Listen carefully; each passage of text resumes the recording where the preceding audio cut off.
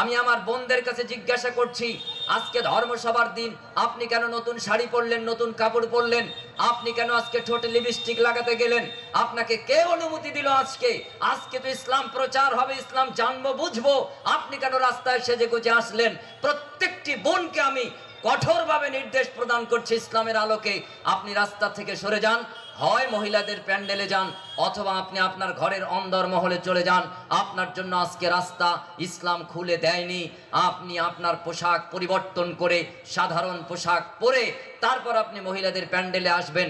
যতজন বোন যার বয়স 7, 8 থেকে নিয়ে 15, 20, 25, 30 বছর, যতজনই আজকে সেজে গুজে রাস্তায় আছেন, আপনি ইসলামকে অমান্য করছেন, আল্লাহর সাথে ধোঁকাবাজি করছেন, আপনি আপনাকে অবমূল্যায়ন করছেন। ইসলাম আপনাকে যে আদেশ প্রদান করেছে তা সম্পূর্ণভাবে আপনি উল্টোভাবে আপনি চলছেন। আল্লাহ সুবহানাহু ওয়া তাআলা আমাদের প্রত্যেককে রহম করুক, হেফাজত করুক, বলি আমিন সুম্মা আমিন।